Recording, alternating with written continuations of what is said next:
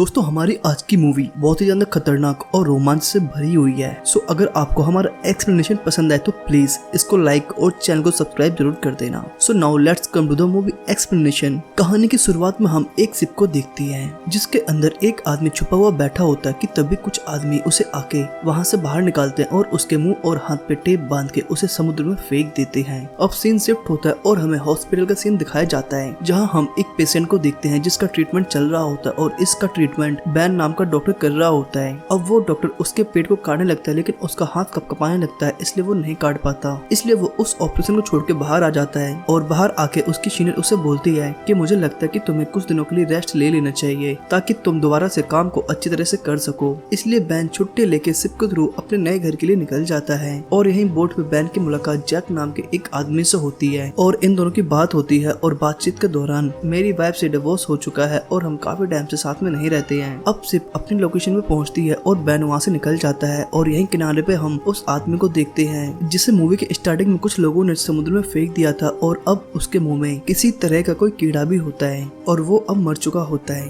अब रात को हम एक आदमी को देखते हैं जो मछलियां पकड़ रहा होता है कि तभी उसके पास एक कीड़ा आता है और वो आदमी उसे हाथ में उठा लेता है लेकिन वो छोटा सा कीड़ा उस आदमी पे अटैक कर देता है और वो मर जाता है। अब नेक्स्ट डे बैन अपने घर पे होता है कि तभी उसकी लाइट चली जाती है इसलिए वो इलेक्ट्रिसिटी बोर्ड में कंप्लेन भी करता है पर वहाँ उसकी कोई नहीं सुनता इसलिए वो परेशान होकर एक बार में आ जाता है जहाँ जैक अपने दोस्तों के साथ बैठ के पौवा पी रहा होता है। बैन उससे बोलता है भाई मेरे घर की लाइट ठीक कर दे पर जैक उसका काम करने से मना कर देता है। इसके बाद बैन एक लकड़ी के कारखाने में आता है जहाँ उसकी मुलाकात नैल नाम की एक लड़की से होती है। फिर रात को बैन जब अपने घर में बैठ के बुक पढ़ रहा होता है कि तभी उसके पास वही सेम कीड़ा आता है पर वो उसे पैर से मार देता है और तभी वहाँ पे दूसरा कीड़ा भी आता है तो बैन उसे भी मारने वाला होता है लेकिन वो कीड़ा वहाँ से भाग जाता है। इसके बाद बैन खाने के लिए जैसे ही फ्रिज खोलता है तो उसे उसके अंदर बहुत सारे कीड़े बैठे हुए दिखाई देते हैं इसलिए बैन अगले दिन शॉप में जाके कीड़े मारने की बहुत सारी दवाइयाँ लेके आता है। इसके बाद बैन नैल से मिलने उसके स्कूल जाता है जहाँ वो बच्चों को पढ़ाती थी। यहाँ बैन इंसेक्ट्स नाम की एक बुक उठाता है और उस बुक में वो उन कीड़ों के बारे में पढ़ता है जो रात में उसके घर पे थे और यहीं पे बैन को एक बड़ी सी स्पाइडर दिखती है जिसे वो उसी बुक से मार देता है और इस वजह से सभी लोगों का ध्यान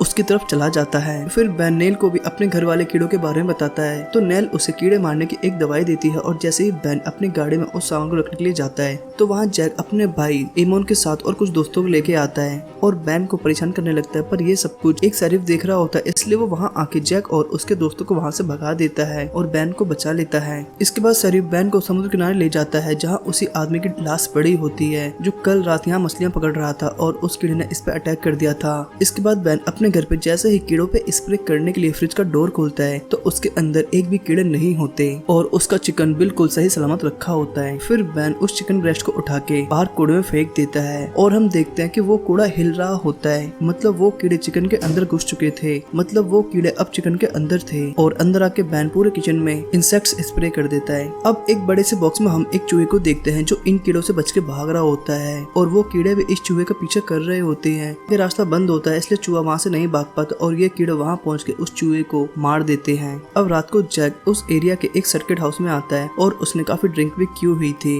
और यहाँ आके जैक देखता है कि यहाँ की सारी बिल्लियां मरी पड़ी हैं पर वो इस बात को इग्नोर कर देता है और अब जैक नशे की हालत में वहाँ का फ्यूज निकाल लेता है जिससे बैन के घर की भी लाइट चली जाती है। अब जैक देखता है कि उसने गलत फ्यूज निकाल दिया है इसलिए वो दोबारा उसको लगाने लगता है तभी वही कीड़ा आके जैक के हाथ पे काट लेता है पर जैक उस कीड़े को मार के नीचे फेंक देता है और जैसे ही जैक वहाँ से निकलने के लिए बाहर आता है तो वहाँ बहुत सारे कीड़े आके जैक के पूरे शरीर पर बुरी तरह से चिपक जाते हैं और उसके कान नाक मुंह आँख हर जगह घुस जाते हैं और बुरी तरह से उसकी मौत करते हैं। अब रात में बैन दारू की कुछ कैन लेके कहीं जा रहा होता है कि तभी अचानक से उसकी गाड़ी के सामने जैक आ जाता है और हमें पता चलता है कि जैक अभी मरा नहीं था लेकिन अब इसकी गाड़ी से ठुकने के बाद वो मर चुका है। अब कुछ देर बाद वहाँ शरीफ और जैक का भाई इमोन भी आ जाता है और इमोन को लगता है कि उसके भाई को जैक ने ही मारा है इसलिए इमोन जैक पे चिल्लाने लगता है लेकिन शरीफ उसे शांत कराता है। इसके बाद शरीफ जैक की बॉडी को इसलिए वो उसकी बॉडी को नेल के यहाँ फ्रिज में रखने को बोलता है जिसके बाद शरीफ बैन से जैक की मौत के बारे में पूछताछ करने लगता है तो बैन बोलता है वो मेरी गाड़ी से टकराने से पहले ही काफी परेशान दिखाई दे रहा था। इसके बाद शरीफ जैक की डेड बॉडी को पोस्टमार्टम कराने के लिए बोलता है क्योंकि इससे पता चल जाएगा कि जैक की मौत कैसे हुई है। अब बेन अपने घर पे वापस आ जाता है और वहाँ नेल भी आती है जो उसके लिए खाना लेके आई थी। अब ये दोनों साथ में डिनर करते हैं कि तभी बेन नेल से बातें करते करते उसी कीड़े को अपने फोक में उठा के खाने वाला होता है कि तभी नेल उस कीड़े को वहाँ से फेंक देती है। इसके बाद बेन नेल को बताता है कि मैंने जैक के हाथों में एक बड़ा सा घाव देखा था जिससे कोई सामान्य कॉकरोच नहीं कर सकता। और जब नेल नहा के बाथ टब से निकलती है तो उसके पैर के नीचे वही कीड़ा आ जाता है और वो मर जाता है। बेन उस कीड़े के बारे में उस शहर के फेमस डॉक्टर को भी बताता है, लेकिन डॉक्टर किसी ऐसे कीड़े को मारने से मना कर देता है। पर डॉक्टर बेन को ये बोलता है कि तुम उस कीड़े का एक सैंपल भेजो। इसके बाद बेन नेल के घर आके जैक की बॉडी को चेक करने लगता है कि तभी वहाँ ईमोन और शेरिफ भी आ जाते हैं और ईमोन बेन को जैक की बॉडी को चेकअप करने से रोकता है और उसके साथ हाथापाई करने लगता है, लेकिन शेरिफ इनको रोक लेता है। जिसके बाद शेरिफ ईमोन को वहाँ से बाहर भेज देता है। इसके बाद नेल शेरिफ को दिखाती है कि जैक के पैरों पे अजीब से निशान है। अब बेन शेरिफ को लेके उसी लोकेशन पे आ जाता है और उसे यहाँ कोई नहीं दिखाई देता और उसे भी यहाँ बिल्लियां मरी हुई पड़ी दिखाई देती हैं और इन बिल्लियों को भी उन्हीं कीड़ों ने ही मारा था।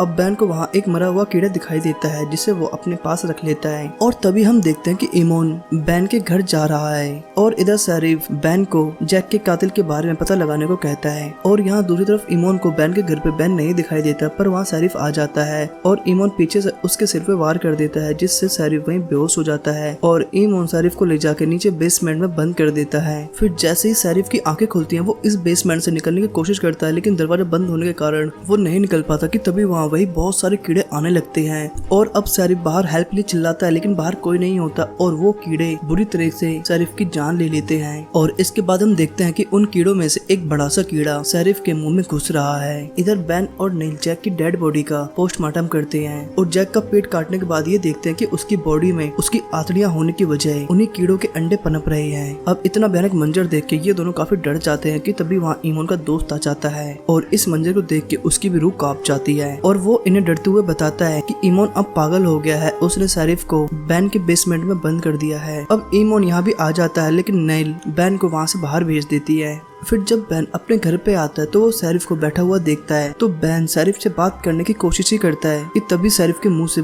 खून की उल्टियां होने लगती हैं और अब बेन शेरिफ की उल्टियों में उन कीड़ों के अंडों को देखकर समझ जाता है कि उन कीड़ों ने शेरिफ पे भी अटैक कर दिया है और तभी देखते ही देखते शेरिफ भी मर जाता है। इसके बाद बेन उन्हें बताता है कि तुम्हारे हस्बैंड शेरिफ की मौत हो चुकी है और उन्हें भी उन्हीं कीड़ों ने ही मारा है। साथ ही बेन उन सबको बोलता है कि हमें जल्दी इस आइलैंड से जाना होगा वरना हम सभी मारे जाएंगे। अब दूसरी तरफ हम देखते हैं कि एक लेडी पर भी उन कीड़ों ने अटैक कर दिया है, जिसके बाद बेन उस कीड़े का सैंपल नेल की मॉम के थ्रू उसी डॉक्टर के पास पहुंचाने तक को कहता है। इसके बाद नेल अपने पड़ोसी के यहाँ जाती है उन्हें बचाने के लिए, पर तब तक उन कीड़ों ने उन पर भी हमला कर दिया था, इसलिए अब ये दोनों लोग उनके बेटे को ढूंढते हुए वहीं लकड़ी के कारखाने तक आ जाते हैं। पर तभी बेन के नीचे की लकड़ी टूट जाती है और बेन नीचे बेसमेंट में लटक जाता है और अब बेन देखते हैं कि नीचे बेसमेंट में लाखों करोड़ों में कीड़े हैं और तभी नेल गाड़ी से रस्सी लेने जाती है, पर तब तक बेन की चैन टूट जाती है और वो नीचे जा गिरता है। बेन देखता कि वहाँ पर एक घोड़े को भी इन कीड़ों ने, अब वो कीड़े बेन पे भी हमला कर देते हैं, लेकिन जैसे तैसे बेन खुद को बचा लेता है। पर तभी बेन को वहाँ खड़ी एक गाड़ी में वही बच्चा दिखाई देता है जिसे ढूंढते हुए ये लोग यहाँ तक आ पहुँचे हैं और बेन अपनी जान पे खेल के भागते हुए उस बच्चे को गाड़ी से निकाल लेता है और तभी नेल जल्दी से नीचे रस्सी फेंक देती है,